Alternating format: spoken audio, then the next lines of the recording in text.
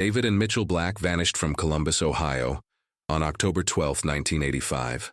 For 17 long years, their disappearance was a gaping wound in the heart of their community, a mystery with no clues, no suspects, and no answers.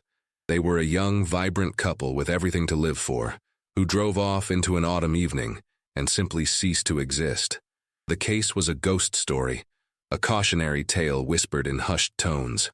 Then in 2002, an old pastor passed away, and his family began the somber task of clearing out his home. In the back of a dusty, forgotten garage, they found a trunk. What they discovered inside wouldn't just solve the 17-year-old mystery of David and Mitchell Black.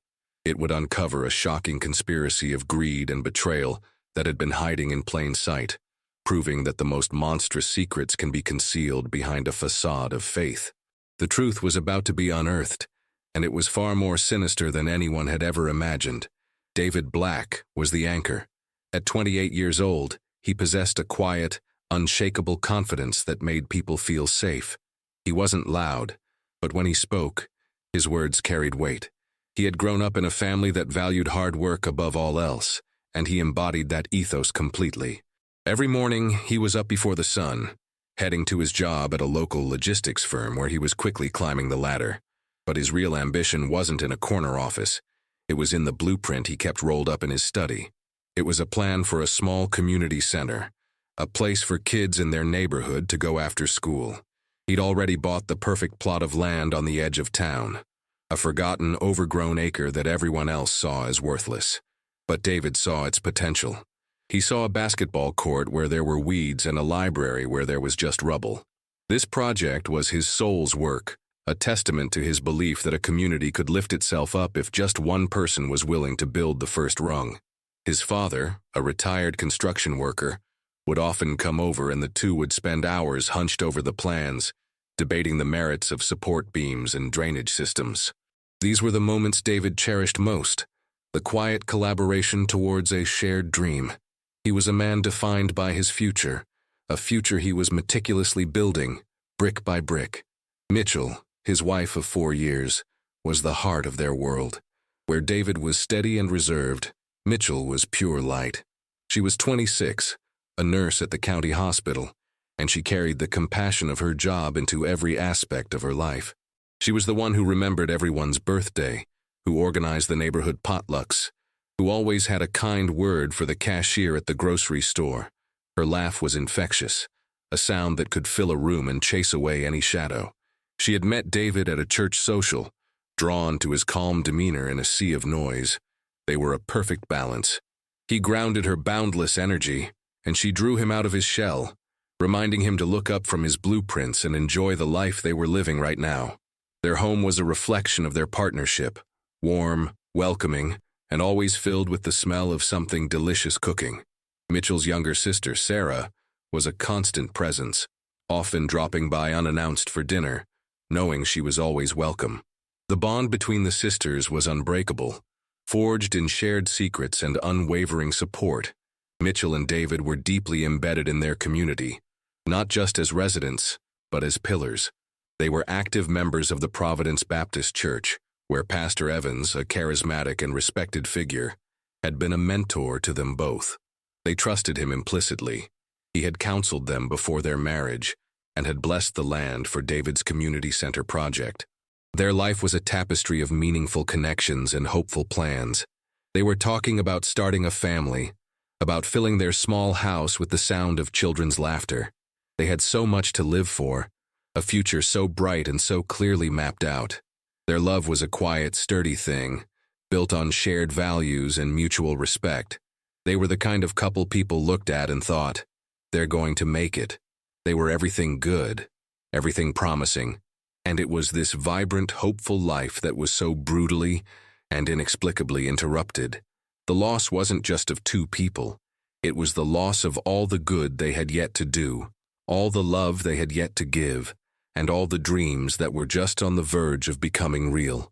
The morning of October 12, 1985, dawned crisp and clear, a perfect autumn Saturday. David spent the morning as he often did, walking the perimeter of his acre of land.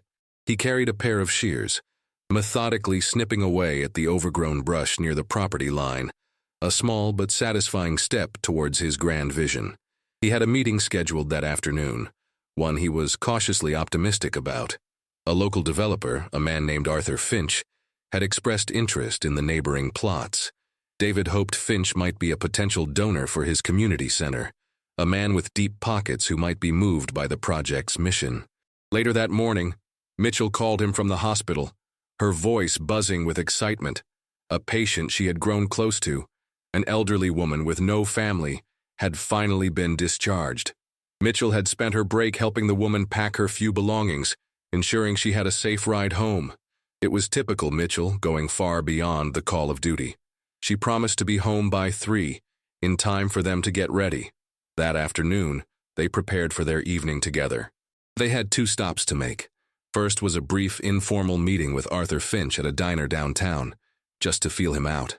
After that, they were heading to a special Saturday evening service at Providence Baptist Church. Pastor Evans had organized it, a service of prayer and fellowship. He'd specifically asked David and Mitchell to attend, mentioning he had some wonderful news to share with them afterward. David put on his best suit, the gray one he'd been married in.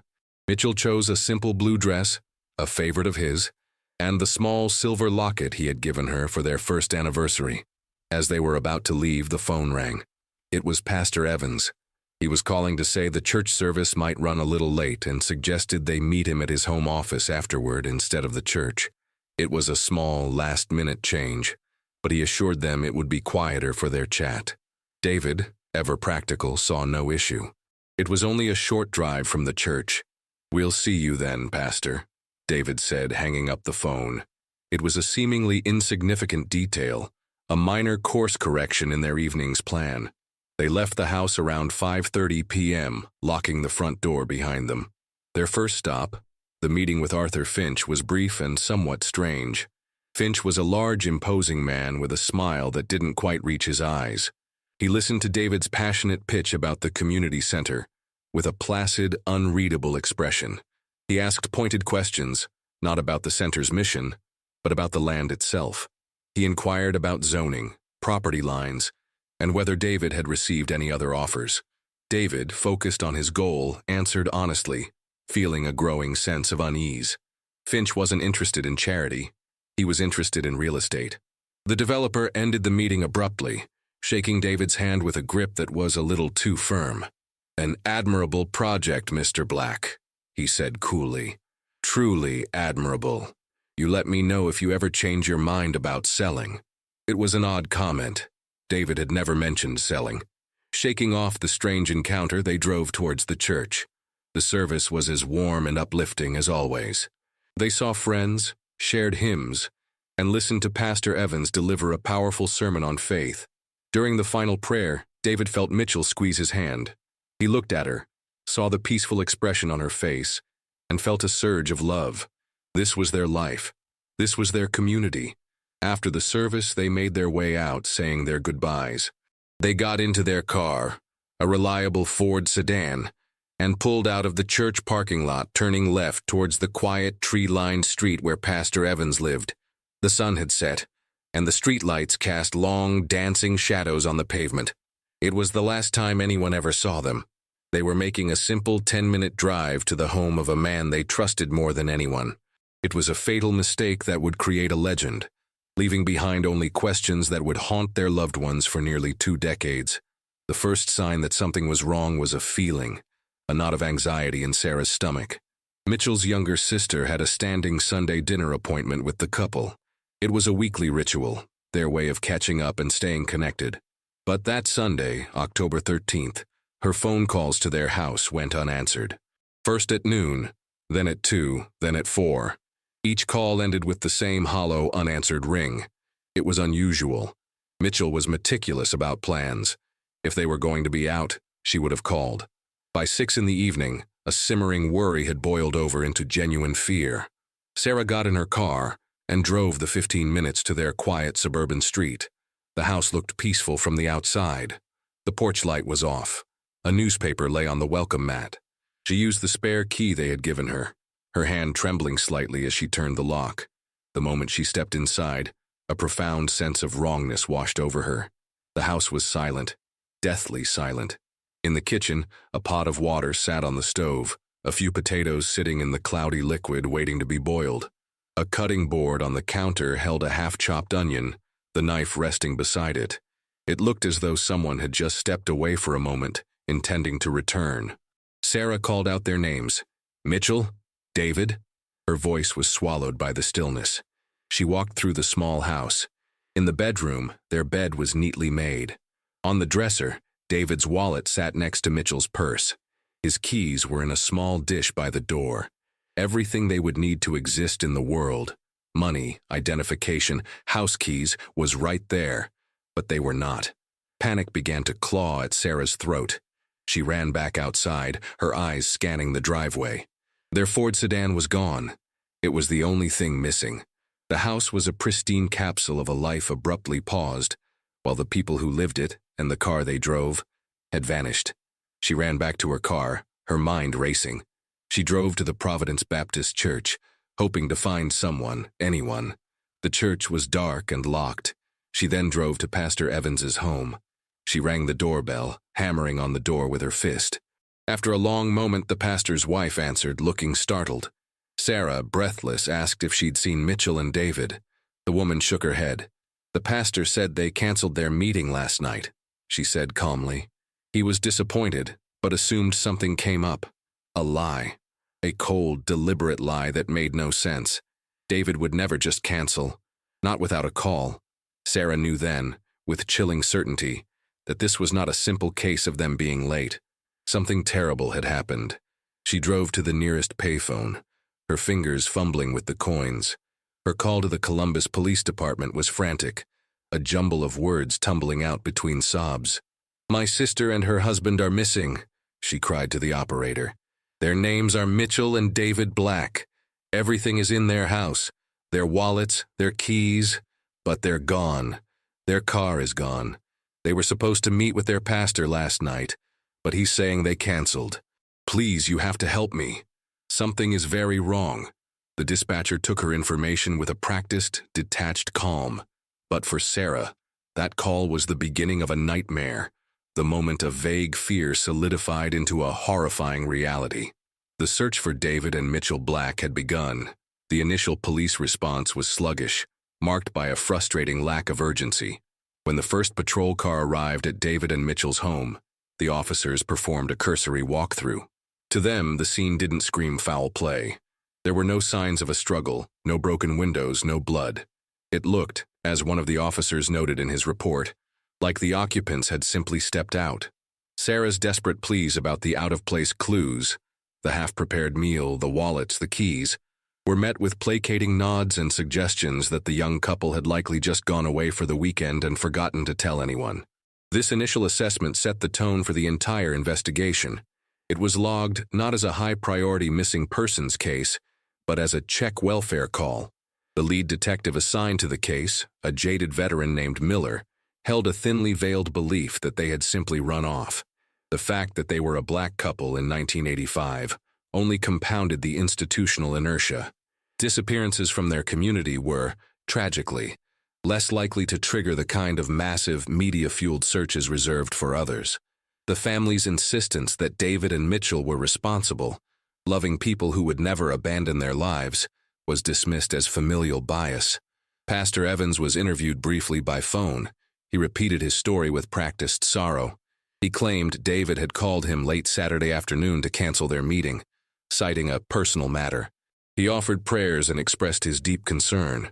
With no evidence to contradict him, his statement was taken at face value. The trusted man of God was an unimpeachable witness. The family knew this was a lie, a glaring inconsistency, but their voices were drowned out by official procedure and dismissive attitudes. It wasn't until 3 days later that the first real piece of evidence surfaced. Their Ford sedan was found abandoned in a desolate parking lot behind a warehouse district nearly 20 miles from their home. The discovery sparked a brief flicker of hope, which was quickly extinguished. The car had been wiped clean. Forensics found no fingerprints, no stray hairs, no personal belongings. It was a sterile, empty shell. The car's location was also a dead end. It was an industrial area, deserted on the weekends with no witnesses and no nearby businesses with security cameras. The discovery of the car only deepened the mystery and reinforced Detective Miller's theory. To him, it looked like the couple had driven the car there, abandoned it, and been picked up by someone to start a new life. The official search, when it finally began in earnest, was plagued by missteps. Search teams focused their efforts on the woods and fields surrounding the warehouse district where the car was found, a logical but ultimately futile endeavor. They were searching for bodies in the wrong place, based on the false assumption that the car was the final destination. A severe autumn storm rolled in a week into the disappearance, halting all search efforts for 2 critical days. The torrential rain washed away any potential scent trails for the K9 units and turned search grids into impassable mud pits. The family, desperate for action, organized their own search parties. They printed thousands of flyers, plastering them on every telephone pole, in every storefront window. They coordinated volunteers to comb through parks and undeveloped land near the couple's home, the places the police had largely ignored. Their frustration with the official investigation grew into a palpable anger. They felt unheard and unseen. At a tense meeting at the precinct, David's father confronted Detective Miller, his voice shaking with grief and rage. "My son is a planner. My son is a builder. He doesn't run away. Why won't you listen to us?" Miller's response was cold and bureaucratic. "We are following standard procedure. We have no evidence of criminal activity." The investigation slowly ground to a halt. Leads dried up. The police report concluded with the frustratingly vague assessment: no evidence of foul play. Couple is believed to have left the area voluntarily. Case to remain open pending new information. For the Black family, it was a devastating blow. The system that was supposed to protect them, to find their loved ones, had failed them at every turn. They were left alone with their grief, staring into a void of unanswered questions as the official search quietly faded away. The days bled into weeks, the weeks into months, and the months into years. The vibrant, hopeful faces of David and Mitchell Black on the missing person flyers faded under the sun and were torn by the wind, eventually disappearing just as they had. The case file, once active, was relegated to a dusty filing cabinet in the cold case unit, a thick manila folder representing a life unsolved. For the families, the passage of time offered no healing, only a deepening of the wound. The sharp, piercing pain of the initial loss settled into a chronic, dull ache that became the new fabric of their existence. Every holiday was a painful reminder of the 2 empty chairs at the table. Every anniversary was a milestone of grief. Sarah, Mitchell's sister, became the reluctant keeper of their memory. She kept their case alive in the media as best she could, calling local news stations on the anniversary of their disappearance each year, her voice growing wearier with each passing October. But as new tragedies captured the public's attention, the story of the missing Black couple faded from the headlines, becoming a piece of local history. David's father passed away 5 years after the disappearance, his heart broken by the unanswered question of his son's fate. He never got to see the community center built, and the acre of land David had purchased became a symbol of the stolen future. It remained untouched, a wild, overgrown memorial that locals began to refer to with a grim reverence. The story of David and Mitchell morphed into a local urban legend, a ghost story whispered among teenagers. Some said they had been abducted by aliens. Others claimed they were in the witness protection program. The abandoned car, wiped clean of all evidence, fueled the most sinister theories, that they had stumbled upon something they weren't meant to see, a drug deal or a mob hit, and had been professionally disappeared. In their own community, the Providence Baptist Church, the narrative was different. Pastor Evans often spoke of the couple from the pulpit, his voice thick with emotion. He portrayed them as beloved members of his flock who had tragically lost their way, a story that subtly shifted the blame onto the victims themselves. He held special prayer vigils for their safe return, public displays of grief that cemented his role as a compassionate, heartbroken leader. His congregation rallied around him, never once questioning the story he told about that final night. For 17 years, this was the status quo. Hope dwindled, replaced by a grim resignation. The mystery became a permanent fixture of their lives, a constant, unresolved chord of sorrow. The world moved on, but for the families of David and Mitchell, time stood still. Frozen on that autumn evening in 1985, they were trapped in a state of suspended grief, unable to mourn, unable to move on, forever waiting for an answer that, it seemed, would never come. The world had given up on finding David and Mitchell Black. The case was cold, the trail was non-existent, and the silence was absolute.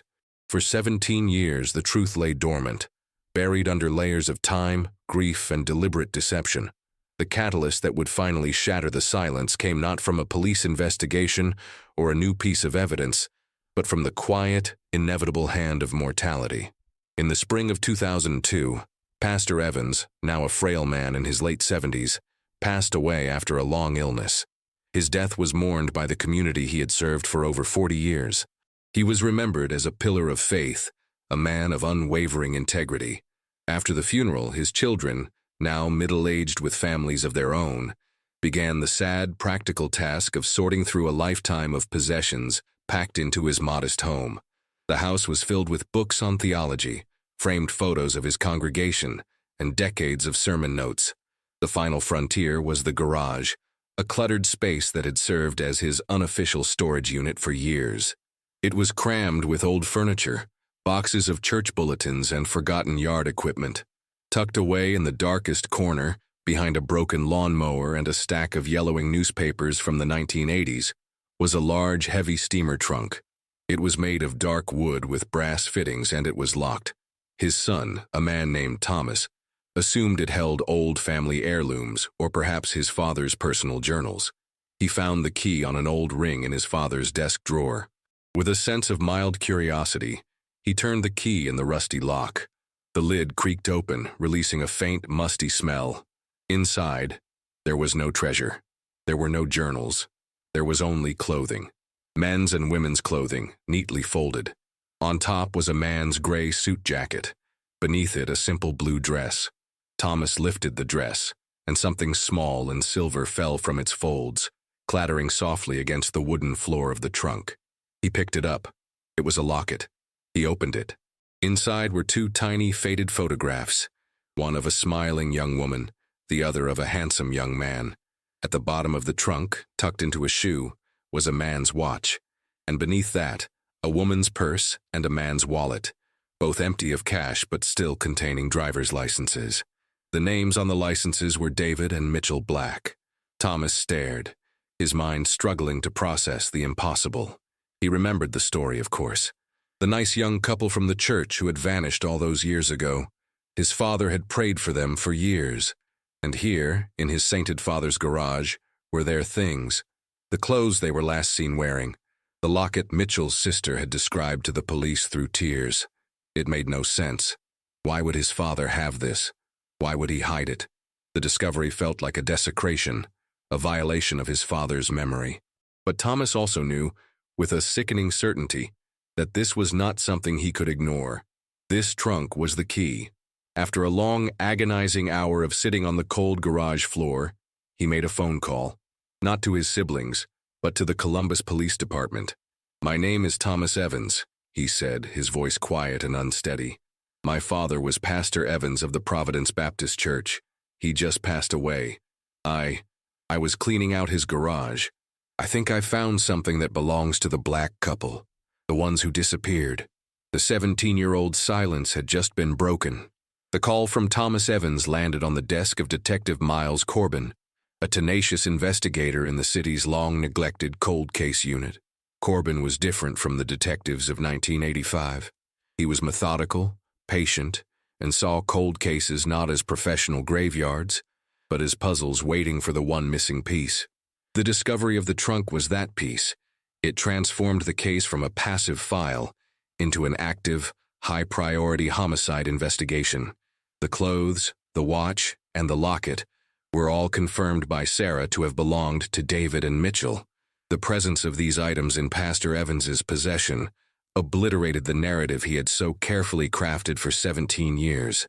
He hadn't been a heartbroken shepherd. He had been a gatekeeper of a dark secret. Corbin began his investigation not in the present, but in the past. He pulled every document related to Pastor Evans he could find. church records, financial statements, and personal correspondence. He started with the money. A deep dive into the pastor's bank records from 1985 revealed a glaring anomaly. 1 week after David and Mitchell disappeared, on October 19, 1985, Pastor Evans had deposited $25,000 in cash into his savings account. For a pastor on a modest salary, it was a fortune. The source of the cash was listed as a personal gift, a note that raised every red flag for Corbin. He knew tracing the origins of 17-year-old cash was nearly impossible, but he started digging into the pastor's life at the time, looking for anyone with that kind of money and a possible motive. This led him to the second key figure from that night, the developer, Arthur Finch. In 2002, Finch was a real estate mogul, one of the wealthiest and most powerful men in the city. His empire had been built on a series of aggressive, often controversial development projects. Corbin discovered that Finch's very first major project, the lucrative Oakwood Plaza, was built on a large parcel of land directly adjacent to the single acre owned by David Black. The final piece of land Finch had needed to secure the entire plot for his plaza was David's. Public records showed that Finch had made multiple official offers to David for the land, all of which were rejected. The land, however, had been sold just 2 months after David's disappearance. The seller was not the Black family, but the Providence Baptist Church. The documents showed that Pastor Evans, citing an obscure clause in the original land blessing about the property reverting to the church if left undeveloped for a certain period, had claimed ownership and sold it to Arthur Finch for a fraction of its market value. It was a dirty, albeit legal-looking transaction. Corbin now had the motive: land and money.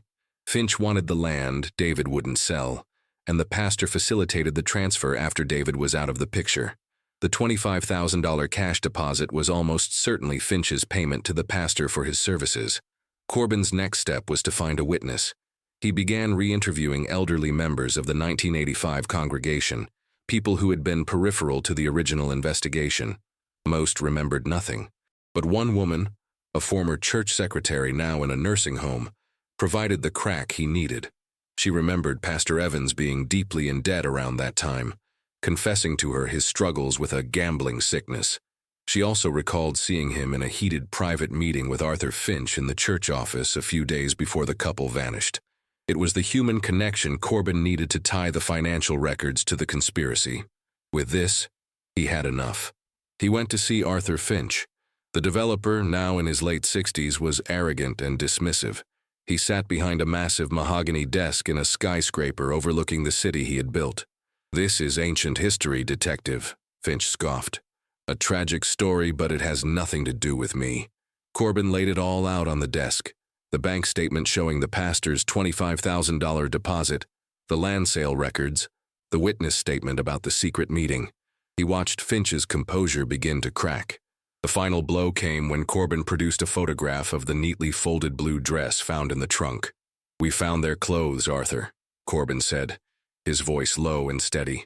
"In the pastor's garage. He kept them. A souvenir, maybe. Or leverage. The question is, what was he holding over you?" Finch stared at the photograph, his face ashen. The carefully constructed facade he had maintained for 17 years crumbled in an instant. He leaned forward, his voice a hoarse whisper. "The pastor was supposed to handle it. He was just supposed to convince them to sell." Corbin pressed him.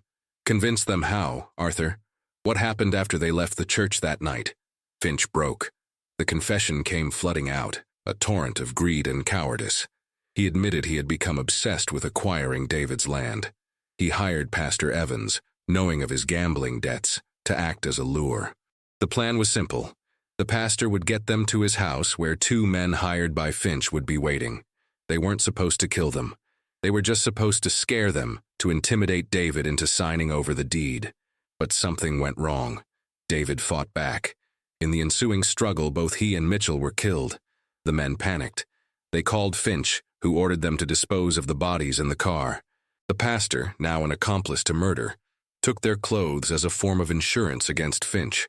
Corbin leaned back, the entire 17-year-old puzzle snapping into place. "Where are they, Arthur?" he asked. "Where did you bury them?"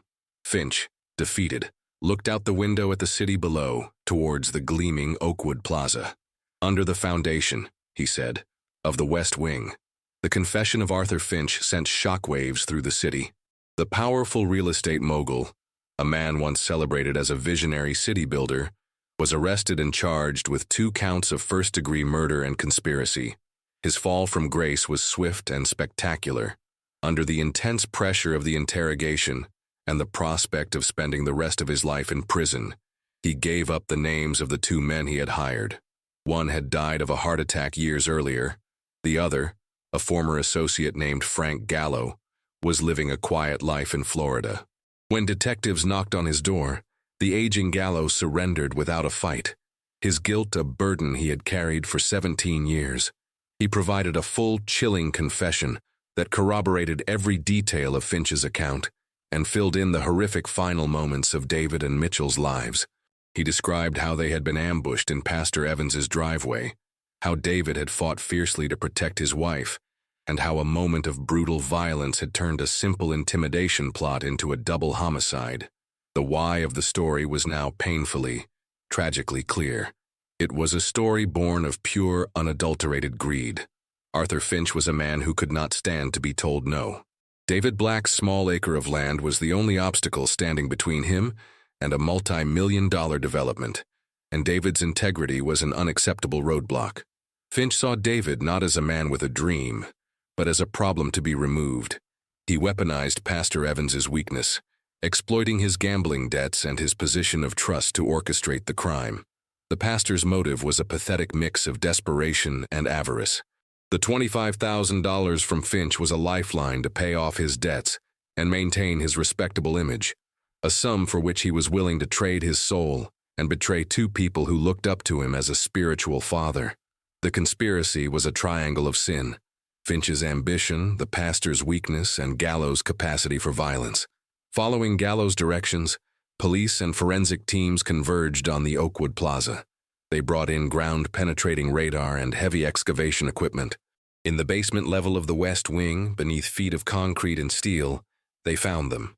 The remains of David and Mitchell Black were finally recovered, bringing a somber end to the 17-year search. The discovery was a grotesque testament to the crime. The couple had been literally buried under the monument, to the very greed that had cost them their lives. The identification was confirmed through dental records. The news was delivered to Sarah, now a woman in her late 40s. The abstract mystery she had lived with for half her life had suddenly become a concrete, devastating reality. The arrests, the confessions, and the recovery of the bodies laid the entire sordid tale bare. It was a story of profound betrayal, not just by a developer, but by a man of God who had used his cloak of piety to conceal a heart full of darkness. The community was left to grapple with the horrifying truth that the man they had trusted to guide their spirits had led 2 of his flock to their deaths. The day David and Mitchell were finally laid to rest was gray and overcast, the sky weeping a soft, steady drizzle that mirrored the quiet sorrow of the mourners. The funeral was not the large public affair that might have been expected. It was a small, private service attended only by the few remaining family members and the handful of friends who had kept the faith over 17 long years. Sarah stood at the front, a solitary, resilient figure. She had spent her entire adult life in the shadow of this mystery, her existence defined by the absence of her sister. Now, standing before 2 caskets, the finality of it all was overwhelming. The relief of knowing the truth was inextricably tangled with the raw, gut-wrenching pain of the loss itself. There was no joy in this justice, only a profound, heartbreaking closure. Detective Miles Corbin attended the service, standing discreetly at the back. He had not known David and Mitchell in life, but he felt an immense connection to them. He had given them their names back, pulled their story from the silence. As he watched Sarah accept condolences, he saw not just a grieving sister, but a warrior who had refused to let the world forget. After the service, Sarah approached him, her eyes filled with a gratitude that words could not express. "Thank you," she said, her voice barely a whisper. "You brought my sister home." For Corbin, it was the only commendation that mattered. The resolution brought a complex tapestry of emotions for everyone involved. For the community, especially the older members of the Providence Baptist Church, There was deep-seated shame and confusion. They had to reconcile the image of the kind, compassionate Pastor Evans they had loved with the reality of the greedy, deceitful man who had facilitated a double murder. Their faith was shaken, not in God, but in the men who claimed to speak for him. The children of Pastor Evans were left to carry the impossible burden of their father's sins, their family name forever tarnished by the contents of that trunk in the garage. They issued a public apology to the Black family, a small gesture in the face of an immense wrong. In the end, the story returned to its human core. It was about Sarah, who could finally visit a grave. It was about David's dream, the community center that was never built, a silent testament to a future stolen. And it was about the love between a man and a woman, a love that was not powerful enough to save them from human evil, but whose memory was powerful enough to inspire a search for truth that would not be denied, no matter how many years it took. The case of David and Mitchell Black became more than just a local tragedy. It became a powerful lesson in the corrosive nature of greed and the terrifying depths of human betrayal. It demonstrated how the ambition of one man and the moral weakness of another could conspire to extinguish two bright, promising lives. Arthur Finch's desire for a plot of land outweighed his regard for human life, a chilling reminder that, for some, profit is the only truly sacred thing. The story's most haunting element, however, was the betrayal of trust by Pastor Evans. He was a man charged with the spiritual care of his community, a symbol of morality and guidance. His willingness to sacrifice two of his own flock for a sum of money revealed a profound hypocrisy that shook the community to its core. It served as a stark warning that evil does not always wear a monstrous face. Sometimes, it wears a clerical collar. Beyond the personal betrayals, the case cast a harsh light on systemic failures. The initial 1985 investigation was a textbook example of institutional neglect, likely compounded by racial bias. The casual dismissal of the family's concerns and the failure to pursue obvious inconsistencies, like the pastor's lie, allowed a solvable crime to go cold for 17 years. In the wake of the revelations in 2002, the Columbus Police Department faced intense scrutiny. As a direct result, the Cold Case Unit, once a forgotten backwater, was expanded and given significantly more resources. New protocols were implemented, requiring a mandatory review of old cases, with a specific focus on those involving minority victims where initial investigations may have been insufficient. The legacy of David and Mitchell Black, therefore, is twofold. It is a heartbreaking personal story of stolen dreams and justice delayed, but it is also a catalyst for change, a case so egregious that it forced a city and its institutions to confront their past failings and commit to doing better. Their lives were cut short, but their story ultimately ensured that other forgotten victims might one day get the justice they deserved. A love story silenced by greed, a community's trust shattered by a holy man, and a mystery that took 17 years to unravel from the darkness of a pastor's garage. The truth, once buried under concrete, serves as a permanent reminder that justice can be unearthed, no matter how long it takes. If this story of betrayal and long-awaited justice moved you, please like, share, and subscribe for more true crime mysteries. Tell us in the comments, what part of this conspiracy shocked you the most?